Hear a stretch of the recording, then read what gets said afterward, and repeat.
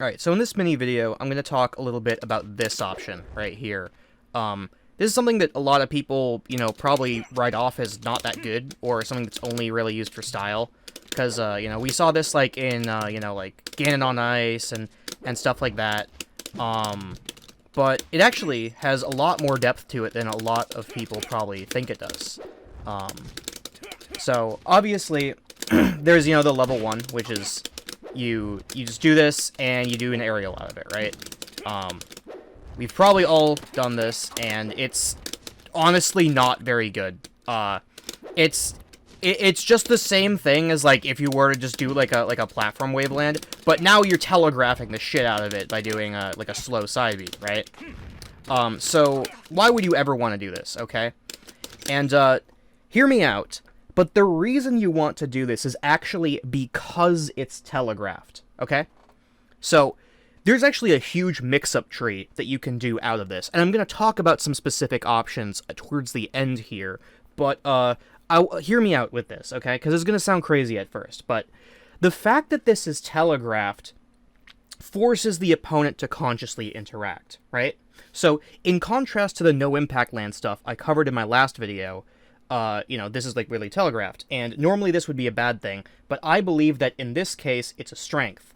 The no-impact land stuff that I talked about happens really quickly, and is thus pretty difficult for your opponent to actually decipher, like, what you're doing, which, of course, makes it a really strong option.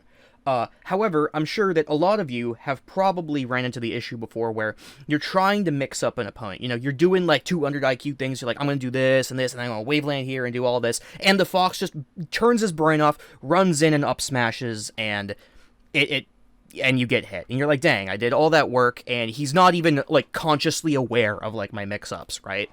Okay, so a bit of an editor's note here. What I meant by that previous statement is that if you want to make a strategic play based off your opponent's counterplay to counter their counterplay, if they don't know what it is that you're doing, it's very difficult to counter their counterplay with actual real intention. You can't really play the RPS game if they don't really understand what it is they're trying to counter. So this being telegraphed essentially says to the opponent, hey bozo, there's a mix-up coming. What are you gonna do about it?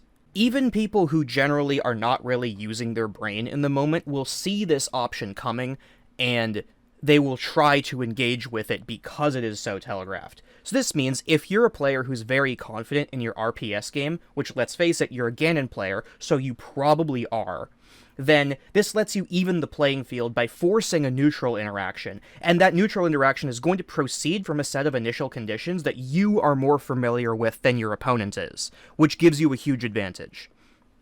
So let's talk now about a few of these options, alright? So we said, at first, there's level 1, which is the side B into fair, okay? Easy, right? But a level 2 mix-up would be, you can pivot, or sorry, not pivot, you can teeter this, right? All you need to do is just let go of your control stick and you'll teeter, okay? From here, we can do something that we discussed previously with the waveland teeter stuff, right? You can do that. You can do something like this, right? And this is great, because a lot of people will try to punish this side beat because it's telegraphed, and then you can hit them with a move, like so. So then there is also something else that you can do, right? Because you can teeter. Let's say, they get a floaty, and you just stomped, and, they're way up here, and they're coming down, right? Like, maybe they're Peach or something, or Samus. A lot of players, will try to come down on you with, like, a down air or something. It's not good. They shouldn't really do it, but they do. So you can do this as a bait, right? Teeter and up smash. And they'll probably be like, oh, look at this guy. He's just spamming tech skill while, like, he's waiting for me to come down. So I'm just gonna come down on his laggy side B with a down air or some other aerial. And then they get up smashed. I have a few clips of this working on people, which I'll edit in right now over me talking. So that is also really strong. And also, this is nice because it will easily allow for these repeated like edge cancel setups, like this stuff, right? So you can set up from that. Do like a side B, edge cancel, stomp, stomp, right? And of course, off of those, that'll they'll trick people into approaching you, and there's, you know, these, like, teeter loops, and they're just really, really good baits. You know, a good way to put out a lot of hitboxes quickly, and just pretty strong. And of course, you know, since you are teetering out of this, you have full actionability. You can do literally whatever you want. You can, the world is your oyster. No? Do you wanna jump out of it? You know, you wanna do like a stomp like that? I don't know, you wanna do like a full hop that to that? You know, you wanna like, you wanna waveland back afterwards?